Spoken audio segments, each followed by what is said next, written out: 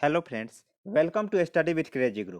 Friends, Delhi police driver interview मौखिक परीक्षा के क्लास 7 में आप लोगों का स्वागत है। इससे पहले क्लास 7 ये आज का जो क्लास है वो 7 है और ये क्लास 7 किस पार्ट का है तो देखिए, दिल्ली पुलिस ड्राइवर मौखिक परीक्षा में भी पार्ट 1 और पार्ट 2 दो एग्जाम होंगे। इंटरव्यू जिसको बोलते हैं। तो देखिए, वहाँ पे अगर आप इंटरव्यू देने जाइएगा तो दो काउंटर रहेगा। एक काउंटर पे आपको क्या 25 नंबर का ये ट्रैफिक यातायात संकेत हो गया, ड्राइविंग रूल हो गया, ओवरटेकिंग नियम हो गया, ओवरटेकिंग रूल्स हो गया, ओवरटेकिंग करने का नियम हो गया, ये सब आपसे पूछे जाएंगे। और दूसरा काउंटर पे आपसे क्या पूछा जाएगा, मेंटेनेंस ऑफ व्हीकल, यानी कि व्हीकल के मेंटेनेंस के बारे में, जिसमें इंजन आ गया, आपका लुब्रिकेटिंग सिस्टम, कूलिंग सिस्टम, जितने भी इंजन से रिगार्डिंग यानी कि व्हीकल से रिगार्डिंग क्वेश्चन आते हैं वो सब आपसे पूछे जाएंगे। तो इसमें क्या है, 25-25 क्वेश्चन, 25-25 मार्क्स के एग्जाम होंगे, यानी कि टोटल 50। और ये 25 में 12.5 मार्क्स यानी कि 12.5 नंबर आपको लाना अनिवार्य है।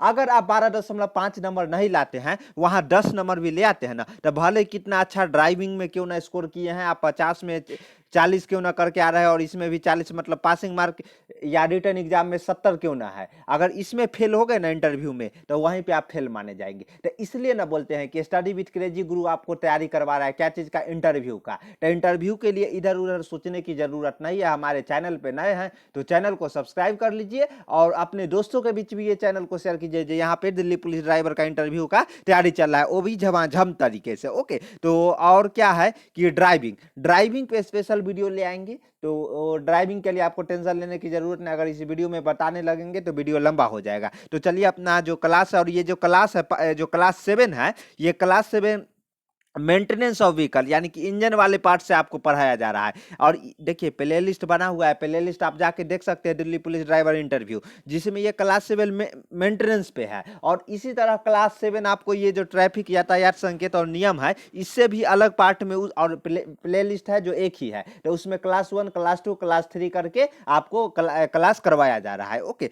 तो चलिए, और हाँ, आपने अगर ई बुक नहीं लिया है तो ई बुक प्राप्त कर सकते हैं। ये दोनों का ई बुक, जो ये और ये दोनों, जो पार्ट 1 पार्ट 2, वो दोनों का ई बुक आप इजीली प्राप्त कर सकते हैं इस नंबर के माध्यम से, 7564864459। सर, पेमेंट भी करना पड़ेगा क्या? प्राइस भी ई बुक में ले तो आपको पीडीएफ फॉर्मेट में दिया जाएगा। देखिए, पीडीएफ फॉर्मेट में आपको व्हाट्सएप के माध्यम से सेंड किया जाएगा, जो कि एक ई बुक रहेगा इसका नॉलेज ऑफ ट्रैफिक साइन का, और मेंटेनेंस ऑफ व्हीकल दूसरा पीडीएफ इसका रहेगा। तो पेमेंट कहाँ करना है, ये जो नंबर है, इसी नंबर पे गूगल पे, फोन पे, पेटीएम करके, और इसी नंबर पे व्हाट्सएप कीजिएगा। 10 से 15 मिनट में हम आपको ई बुक प्रोवाइड करा देंगे। ई बुक में पासवर्ड रहेगा, पासवर्ड में आपका मोबाइल नंबर हो सकता है, आपका डेट ऑफ बर्थ हो सकता है, जो आप चाहोगे वो पासवर्ड रहेगा। और देखिए, जो विषय सूची है कुछ इस तरह के, जैसे देखिए, ड्राइविंग लाइसेंस के बारे में है, अपने वाहन को जानिए, ये सब है इसमें। देखिए, ये सब आपसे पूछा जाएगा। यातायात संकेत, सूचक एवं सड़क चिन्ह, यहाँ से भी पूछा जाएगा। ड्राइविंग के मूल बातें, जिसमें देखिए सुरक्षित ड्राइविंग के नियम वगैरह हो गया, सड़क के साझा करना, ये सब आप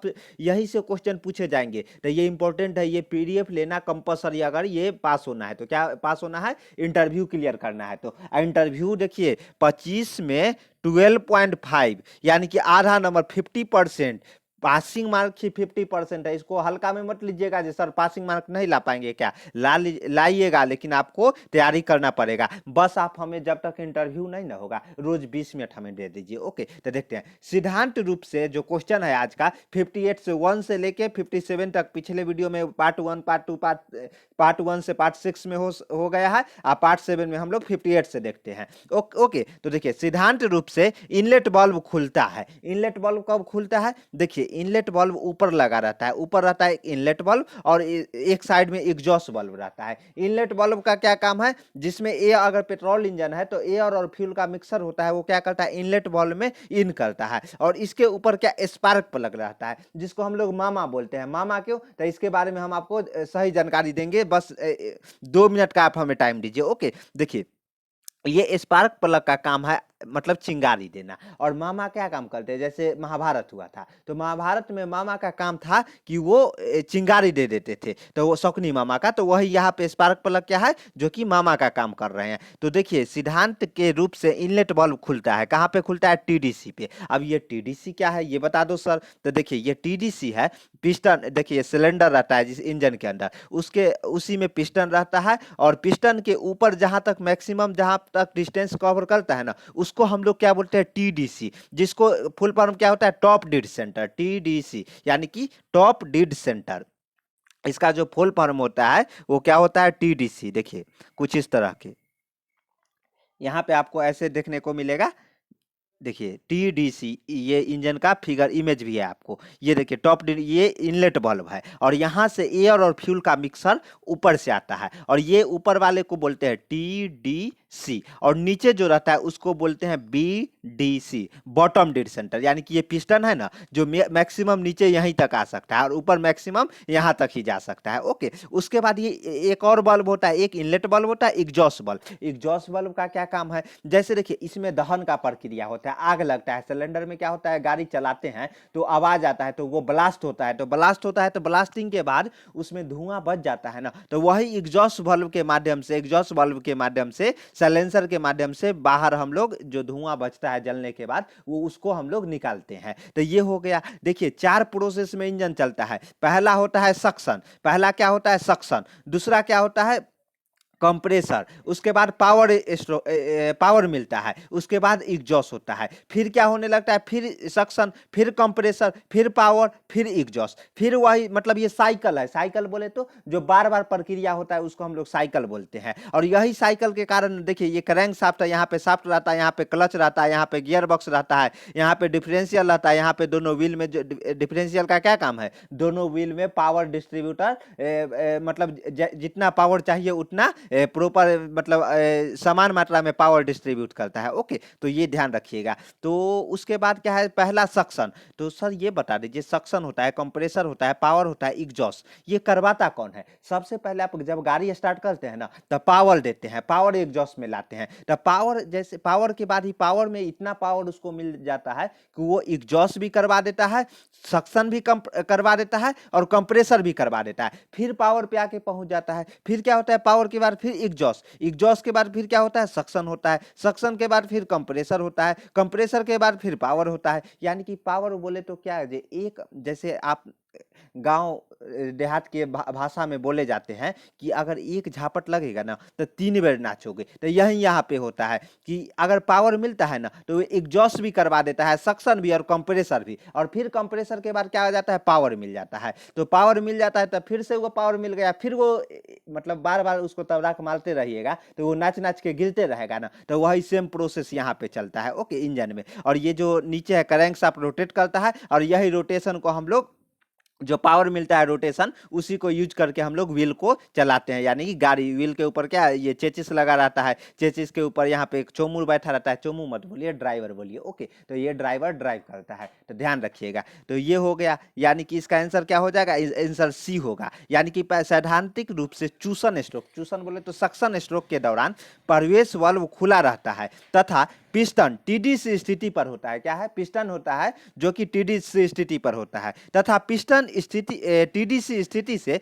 बीडीसी स्थिति की ओर गति करना प्रारंभ कर देता है, तो सिलेंडर में दाब इनलेट मैनिफोल्ड दाब से कम हो जाता है। बोले तो क्या, देखिए जब यहाँ पे टीडीसी रहता है ना, टीडीसी पर पिस्टन ऊपर रहता है तो ये नीचे आने लगता है, तो नीचे आने लगता है, उसके बाद यहाँ आ गया, तो यहाँ पे क्या होगा कि यहाँ जो एटमॉस्फेरिक प्रेशर है 1 बार जिसको बोलते हैं, 1 बार को हल्का में मत लीजिएगा। वैक्यूम इतना चीज, इतना मतलब गंदा चीज होता है, वैक्यूम गंदा चीज नहीं बोल सकते, कहीं कहीं वैक्यूम की जरूरत भी होता है, तो वैक्यूम इतना खतरनाक चीज बोल सकते हैं। अगर मान लीजिए टैंकर है, टैंकर में से अगर आप एटमॉस्फेरिक प्रेशर से नीचे ले जाते हैं तो वैक्यूम क्रिएट कर रहे हैं, तो अगर ये टैंकर हैवी मटेरियल का भी बना रहता है ना, तो इसका वैक्यूम क्रिएट करने के बाद इसका जो हैवी मटेरियल रहता है उसका तेल निकल जाता है, देखते हैं कितना कैसे पिचक जाता है, तो यही वैक्यूम के कारण होता है। तो यही यहाँ का एटमॉस्फेरिक जो प्रेशर रहता है, दाब रहता है, वो कम किया जाता है, वो कारण क्या होता है, सक्शन होता है। यानी कि यहाँ का जो मान लीजिए कार्बोरेटर है, तो कार्बोरेटर का जो एयर और फ्यूल का मिक्सर रहता है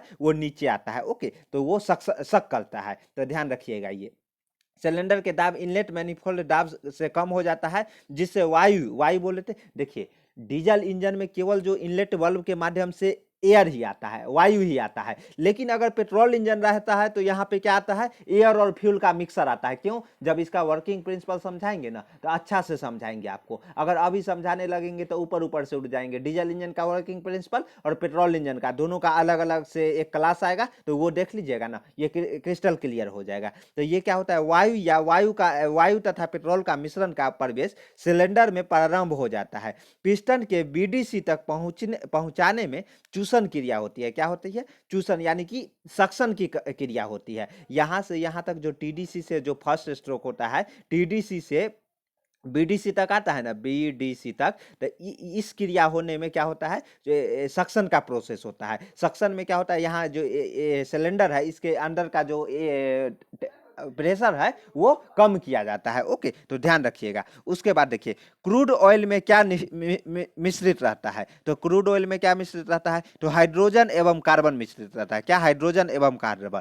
क्रूड ऑयल में हाइड्रोजन कार्बन का मिश्रण होता है। क्या होता है? हाइड्रोजन और कार्बन का मिश्रण होता है। अब बोलिएगा सर इसमें ये बता दीजिए कि हाइड्रोजन जल्दी जल जाता है कार्बन के मुकाबला, तो इसमें हाइड्रोजन ही क्यों नहीं दे देते? और क्रूड ऑयल क्या है ये भी आप बता दो। तो क्रूड ऑयल जिसको हम लोग कच्चा ऑयल बोलते हैं, इसी से क्या होता है, रिफाइनरी करके क्या बनाया जाता है, पेट्रोल बनाया जाता है, डीजल बनाया जाता है, किरोसिन तेल बनाया जाता है, और भी तरह के ऑयल बनाया जाता है जिसका इस्तेमाल मतलब वाहन में किया जाता है। ओके, तो ये क्रूड ऑयल से ही किया जाता है। और ये इसमें क्या है, हाइड्रोजन और कार्बन दोनों क्वांटिटी होना चाहिए। देखिए कोई भी ऐसा पदार्थ बनता है ना, ये ब्रह्मांड का नेचर है। ऐसा ना कि जो आदि जीवन पर है उस पर हार्मफुल यानी कि नुकसान पहुंचे, ऐसा नहीं होना चाहिए। अगर ऐसा होगा तो मान लीजिए हाइड्रोजन ही केवल रहता, तो हाइड्रोजन जैसे ही, और एटमॉस्फेयर में केवल ऑक्सीजन भी है, जैसे ही ऑक्सीजन को देखता, H2O2 को देखता, ये बोलता कोई है, बोलता ऑक्सीजन मैं हूं, जल उठता, दोनों जल अपने आप जल उठता। एक